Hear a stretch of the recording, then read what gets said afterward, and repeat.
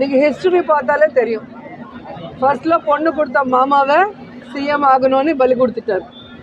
அப்புறம் சிஎம் ஆக்குறேன்னு சொன்னா புரந்தேஸ்வரி ஹஸ்பண்டை இவரை சிஎம் ஆகுறதுக்கு பலி கொடுத்துட்டார். அதுக்கப்புறம் ஜூனியர் என்டிஆர் ஹரிகிருஷ்ணாவை எப்படி பலி கொடுத்தாரோ நீங்கள் பார்த்தீங்க. அதுக்கப்புறம் நான் கம்பைன் ஸ்டேட் இருந்தால் லைஃப்பில் சிஎம் ஆக முடியாதுன்னு நினைக்கும் போது ஸ்டேட்டை ரெண்டாக்கிட்டு சிஎம் ஆகிறதுக்காக ஜனங்களோட பவிஷ்யத்தோட எப்படி விளையாடிருக்காங்க நீங்கள் பார்த்துருப்பீங்க. இப்போ எலெக்ஷன்ஸில் நீங்கள் பார்த்துருப்பீங்க எப்படியாவது ஆட்சிக்கு வரணும்னு எவ்வளோ பொய்யான ப்ராமிசஸ் எல்லாம் பண்ணியிருக்காங்க. இவிஎம்மில் எவ்வளோ மேனேஜ்மெண்ட் பண்ணிவிட்டு எப்படி வந்தாரோ எல்லாருக்கும் தெரியும். ஆனால் ஆட்சிக்கு வந்தால் இந்த 100 நாளில் அவர் ப்ராமிஸ் பண்ண எதுவுமே ஜனங்களுக்கு பண்ண முடியல. ஃப்ளட்ஸ் வந்திருக்கு, ஜனங்களுக்கு தண்ணி கொடுக்க முடியல, சின்ன குழந்தைங்களுக்கு பால் கூட கொடுக்க முடியாத வக்கில்லாத இந்த கவர்மெண்ட் ஜனங்க எங்கே போராட்டம் செய்கிறது எல்லாருக்கும் தெரியுமோ. அது டைவர்ட் பண்ணும். ஸ்டீல் பிளான்ட்டை ப்ரைவேட் பண்ணுறாங்க. அது எல்லா லட்சக்கணக்கான அங்கே ஒர்க் பண்ணுறவங்க ஃபைட் பண்ணிட்டு இருக்காங்க. அது ஜனங்களுக்கு தெரியக்கூடாது. இந்த மாதிரி நிறைய தப்பு பண்ணுற சந்திரபாபு நாயுடு அந்த தப்பெல்லாம் ஜனங்களுக்கு தெரியாமல் டைவர்ட் பண்ணுறதுக்கு டைவர்ட் பாலிட்டிக்ஷன் தான் இந்த லட்டு விஷயம் கொண்டு வந்திருக்காரு. ஏன்னா உண்மையிலே கடவுள் மேலே பக்தி பயம் இருந்தால் இந்த மாதிரி ஒரு தப்பு நடந்ததுன்னா சிஎம்மாக இருக்கிறவங்க டிப்யூட்டி சிஎம்மாக இருக்கிறவங்க என்ன செய்யணும்? அது மேலே என்கொயரி பண்ணணும். என்கொயரி பண்ணிவிட்டு தப்பு பண்ணவங்கள தண்டிக்கணும். அப்படி இல்லாமல் அவங்களோட என்டிஏ கூட்டணி மீட்டிங் நடக்கும்போது இந்த மாதிரி ஒரு தப்பு நடந்தது, இந்த மாதிரி அனிமல் ஃபேட் இதில் மிக்ஸ் ஆகிருக்குன்னு சொல்லி அவர் பேசுனது, அந்த பேஸில் போய் உண்மையாக்குறதுக்காக அவர் ஒரு ரிப்போர்ட் கொண்டு வந்திருக்கார். அந்த ரிப்போர்ட் நீங்கள் பார்த்தீங்கன்னா NDDB ரிப்போர்ட் இதில் கிளியராக இருக்கும். மார்ச்சோட ஜெகன்மோகன் ரெட்டி சார் சிஎம்மாக முடிஞ்சிச்சு, எலெக்ஷன் அனௌன்ஸ் பண்ணாங்க. ஜூனில் சந்திரபாபு நாயுடு சிஎம் ஆனார். ஜூலையில் தான் அந்த டேங்கர்ஸ் வந்திருக்கு. 17/7/2024 கண்டெய்னர்ஸ் வந்திருக்கு. அது டெஸ்ட்டுக்கு அனுப்புனா 23/7/24 தான் ரிசல்ட்ஸ் வந்திருக்கு. அந்த 23 அன்னைக்கு Tirumala EO Shyamala Rao press meet வச்சுட்டு இதில் வனஸ்பதி வெஜிடபிள் ஃபேட் மிக்ஸ் ஆனதுனால 8 கண்டெய்னரில் 4 நல்லா இருக்குது உள்ளே அனுப்பணும், 4 கண்டெய்னரில் vanaspati ghee vegetable oil mix ஆனதுனால ரிஜெக்ட் பண்ணிட்டோம், யூஸ் பண்ணலான்னு கிளியராக ஒரு ஈஓ சொல்லியிருக்காங்க. ஏன்னா டிடிடி ஈஓ கண்ட்ரோலில் இருக்கும். ஈஓவில் சேர்மன் கமிட்டி தான் அதில் மெயின் போர்ஷன். அதில் கவர்மெண்ட் இன்வால்மெண்ட் ஒன்றும் இருக்காது. ஸோ கிளியர் கட்டாக வந்தது. நீங்கள் சிஎம்மாக இருக்கும்போது சந்திரபாபு நாயுடு கண்டெய்னர் வந்தது, சாம்பிள் எடுத்தது, ரிப்போர்ட் வந்தது, எல்லாமே உங்கள் கவர்மெண்ட்டில் தப்பு நடக்கலை, அது யூஸ் பண்ணல, அது வெஜிடபிள் ஆயில்னு ஈஓ சொல்லியிருக்காங்க. ஆனால் நீங்கள் ஜெகன்மோகன் ரெட்டி பொலிட்டிக்கலாக ஜீரோ ஆக்கணும்னு ஒரு ராங் இன்டென்ஷனோட நீங்கள் பேசுனது இந்த ரிப்போர்ட்டில் டேட்டோட வெளியே வந்துருச்சு. ஸோ அதனால் நீங்கள் தப்பு பண்ணது பேக் ஃபயர் ஆனது உங்களுக்கு தெரிஞ்சதுனால நீ சைடுக்கு ஒதுங்கிட்ட. உன்னோட டைரக்ஷனில் ஹீரோ பவன் கல்யாண் முன்னுக்கு வந்திருக்காரு. ஏன்னா சந்திரபாபு நாயுடுக்கு எப்போவுமே கடவுள்னா பக்தி இல்லை, பயம் இல்லை. இங்கே பார்த்தீங்கன்னா உங்களுக்கே தெரியும், எப்போவுமே எந்த பூஜை பண்ணாலும் ஷூஸ் போட்டுட்டு தான் பண்ணுவார்.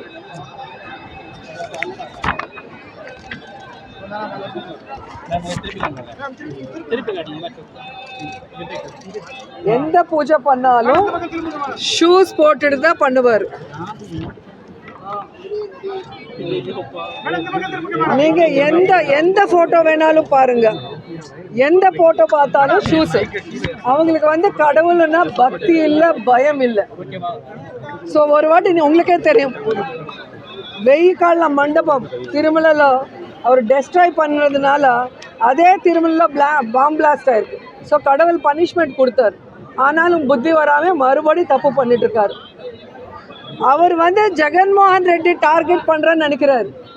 ஆனால் இன்றைக்கி வந்து ஆந்திராவில் மட்டும் இல்லை, இந்தியாவில் மட்டும் இல்லை, உலகம் முழுக்க வெங்கடேஸ்வர சுவாமியை பூஜை பண்ணுறவங்க பக்தியோட அந்த லட்டுவை வந்து பிரசாதத்தை வந்து தம்ம அதிருஷ்டமாக நினச்சி சாப்பிட்றவங்கள வந்து ஒரு கன்ஃபியூஷனில் போட்டுட்டு இன்றைக்கி சாமி மேலே நம்பிக்கை போகிற அளவுக்கு சந்திரபாபு நாயுடு பண்ணுறாருன்னா, அந்த மாதிரி டட்டி பாலிடிக்ஸ் பண்ணுற பொலிட்டீஷியனை இது வரைக்கும் யாரும் பார்த்துருக்க முடியாது.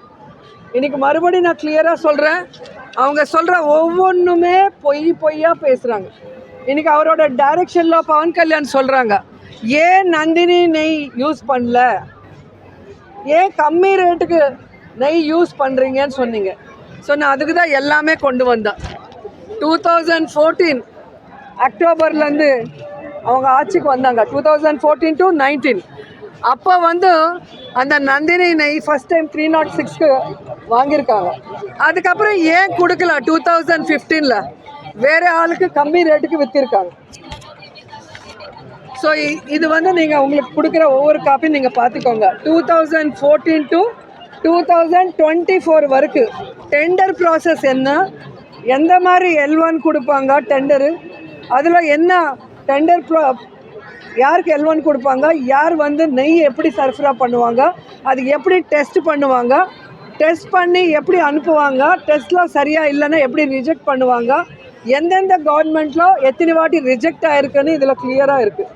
ஸோ ரிஜெக்ட் ஆனது ஜூலை 23 ஒரு ஈஓ சொன்னதுக்கப்புறம் 2 monthsக்கு அப்புறம் செப்டம்பரில் தெலுங்கு தேசம் ஆஃபீஸ்லேருந்து ஒரு ஃபேக், ஒரு பொய்யான ஒரு ரிப்போர்ட் வந்து வச்சு இதில் அனிமல் ஃபேட் மிக்ஸாக இருக்குன்னு சொல்ல வச்சாங்க. டிடிடியில் நடந்தால் டிடிடி ஈஓ கூட பேச சொல்லுங்கள். ஏன் டிடிபி ஆஃபீஸில் உங்கள் கட்சி பார்ட்டி ஆஃபீஸில் ஏன் வச்சுருக்கீங்க ஃபஸ்ட்டு? ரெண்டாவது, ஒருவேளை அது நடந்தால் உங்கள் ஆட்சியில் தானே நடந்த மாதிரி. எந்த ஆட்சியில் நடந்தாலும் இப்போ நாங்கள் ஆட்சியில் இருந்தால் நீங்கள் ஒன்றும் பண்ண முடியாது, வெறும் அப்போசிஷனாக கத்த முடியும். ஆனால் இன்றைக்கி நீங்கள் அதிகாரத்தில் இருக்கும்போது ஏன் அதை பற்றி விசாரணை பண்ணி தண்டிக்காமல் ப்ரெஸ் மீட் பண்ணுறது, கோயிலுக்கு போய் அந்த படியெல்லாம் க்ளீன் பண்ணுறது, இந்த ட்ராமா ஏன் பண்ணுறீங்கன்னு கேட்குறேன். இப்போது மேலேயும் உங்கள் கவர்மெண்ட் தான் இருக்குது, கீழேயும் உங்கள் கவர்மெண்ட் தான் இருக்குது. இந்த என்டியில் நீங்களும் பவன் கல்யாணும் மோடி சார் இருக்கும்போது நாங்கள் வந்து எந்த என்கொயரி வேண்டான்னு சொல்லலையே. ஜெகன் சார் யாரை சேர்மனாக வச்சாங்களோ சுப்பாரெட்டி சார் கிளியராக சுப்ரீம் கோர்ட்டில் கேஸ் போட்டிருக்காங்க. இதை பற்றி விசாரணை பண்ணுங்க, குற்றவாளியை கண்டுபிடிங்க, அவங்களுக்கு வந்து தண்டனை கொடுங்க சொல்லி அவர் சொல்கிறாரு. சுப்பிரமணிய சுவாமி அவரும் கேஸ் போட்டிருக்காங்க. சிபிஐ என்கொயரி நாங்கள் கேட்டுட்ருக்கோம். இதெல்லாம் விட்டுட்டு சும்மா ப்ரெஸ் மீட்டு ட்ராமா இதெல்லாம் பண்ணிகிட்டே இருந்தால் இது என்ன பாலிட்டிக்ஸ்? ஸோ இது வரைக்கும் கேஸ்ட் பாலிட்டிக்ஸாக ப்ளே பண்ணிவிட்டு ஸ்டேட்டை நாஸ்தி பண்ணிட்டார். இப்போ வந்து மத பாலிட்டிக்ஸ் பண்ணுறாரு சந்திரபாபு நாயுடு. இது கரெக்ட் இல்லை. இது மீடியா கூட எக்ஸ்போஸ் பண்ணும். சந்திரபாபு நாயுடு பவன் கல்யாண் பண்ணுற டட்டி பாலிட்டிக்ஸை எக்ஸ்போஸ் பண்ணும். திருமலையில் லட்டுவில் எந்த விதமான மிக்சிங் இல்லை, அது எல்லோரும் தெரிஞ்சுக்கணும். அண்ட் முக்கியமானது, சனாதன தர்மம்காக நாங்கள் ஃபைட் பண்ணுறோன்னு சொல்கிறவங்க சாமியை கும்பிட்றதில்ல, சாமியை நம்புறதில்லை. அவங்க பண்ணுற வேலைகளை பார்த்தாலே உங்களுக்கு தெரியும்.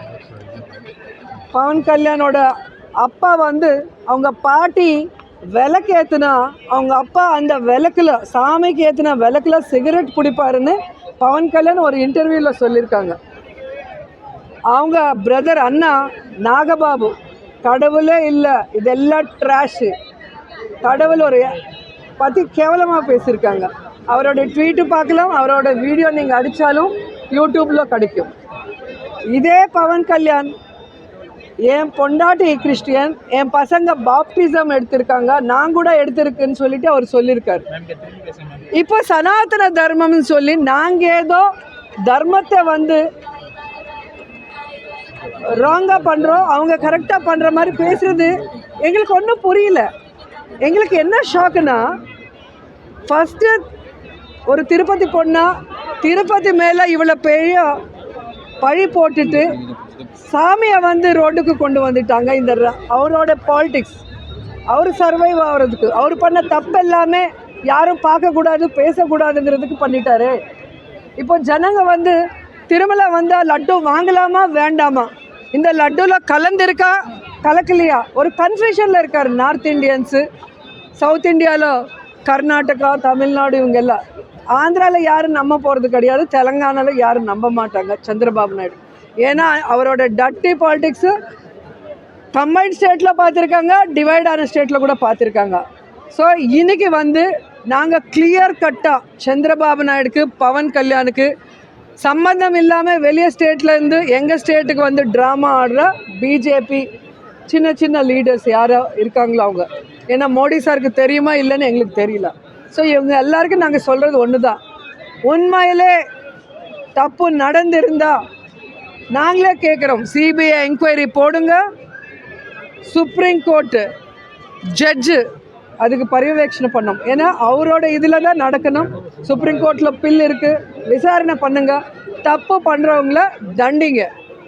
அதில் கலந்திருந்தா அதுக்கு யார் அவங்கள தண்டிக்கணும், அது இல்லாமல் பொய் சொல்லியிருந்தா பொய் சொன்னவங்கள தண்டிக்கணும். இதுதான் நாங்கள் கேட்குறோம்.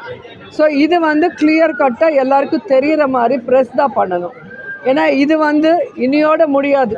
இது எல்லா ஸ்டேட்லும் இந்த ஒரு பேட் பாலிடிக்ஸு இது போனால் கரெக்டாக இருக்காதுன்னு தான் இன்றைக்கி நான் பேச வந்திருக்கேன்.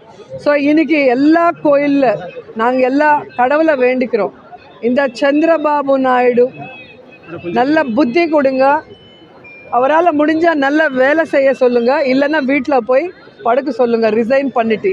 இந்த மாதிரி ஜனங்களையும் ஏமாத்திட்டு, ஃபேமிலி மெம்பர்ஸையும் ஏமாத்திட்டு, ஸ்டேட்டும் ஏமாத்திட்டு, ஃபைனலாக கடவுள் மேலே கூட கை வைக்கணும்னு நினைக்கும் போது அவங்களுக்கு கடவுளே தண்டனை, பெரிய தண்டனை கொடுக்கணும். அப்போ தான் இன்னொருத்தர் கடவுள் கூட விளையாட மாட்டாங்க. என்ன சொல்லியிருக்காருன்னா, இந்த இதுக்கு முழுசா வந்து திருப்பதி தேவஸ்தானம் தான் பொறுப்பு இருக்கணும், இவர் ஜெகன்மோகன் ரெட்டி எதுக்கு பொறுப்பு இல்லை என்ன சொல்லியிருக்காரு. அதான் சொல்கிறேன்ல, சந்திரபாபு நாயுடு டைரக்ஷனில் அவங்க கொடுக்குற ஸ்கிரிப்ட் தான் பவன் கல்யாண் அப்பப்போ ஒரு மாதிரி பேசிகிட்டே இருப்பாங்க. நம்ம ஒரு படத்தில் ஒரு கேரக்டர் இருக்கும், இன்னொரு படத்தில் இன்னொரு கேரக்டர் இருக்கும். இந்த ஷூட்டிங் போகும்போது இந்த டைரக்டர் கொடுக்குற டைலாக் ஸ்கிரிப்ட் பேசுவோம், இங்கே வந்தால் இங்கே வேறு கெட்டப் போட்டு இங்கே ஒரு ஸ்கிரிப்ட் பண்ணுவோம். அதே தான் அவர் பண்ணிகிட்ருக்காரு. அவர் பாவம், அவருக்கு எதுவுமே தெரியாது, யார் என்ன எழுதி கொடுத்தா அது பேசுவார். முழுக்க முழுக்க இது அரசியல் தான். முழுக்க சந்திரபாபு நாயுடு செல்ஃபிஷ்னஸ். இந்த 100 நாளில் அவங்க கொடுத்த எந்த ப்ராமிஸு ஜனங்களுக்கு செய்ய முடியல, ஸ்டேட்டை டெவலப் பண்ண முடியல. ஸ்டேட்டில் நிறைய இஷ்யூஸ் நடக்குது. ஃப்ளட்ஸ் வந்து எவ்வளோ பேர் செத்து போயிட்டாங்க, எவ்வளோ பேர் கஷ்டப்படுறாங்க, யாருக்குமே எதுவுமே செய்ய முடியாமல் ஸ்டீல் பிளான்ட் ப்ரைவேட் பண்ணுறாங்க. இந்த விஷயங்கள் எல்லாம் ஜனங்கள் பேசக்கூடாது, இது பேப்பரில் வரக்கூடாது, பக்கத்து ஸ்டேட்டுக்கு தெரியக்கூடாதுன்னு ஒரு டைவர்ஷன் பாலிடிக்ஸ் மட்டும்தான். தப்பு செய்யலைன்னா கோர்ட்டில் கேஸ் போட்டுருக்கலாமே. நாங்கள் சுப்ரீம் கோர்ட்டில் கேஸ் போட்டிருக்கோம். எங்கள் X chairman Subbareddy sir CBI enquiry கூட பண்ண சொல்லிட்டு சுப்ரீம் கோர்ட்டில் கேட்டுட்ருக்கோம்.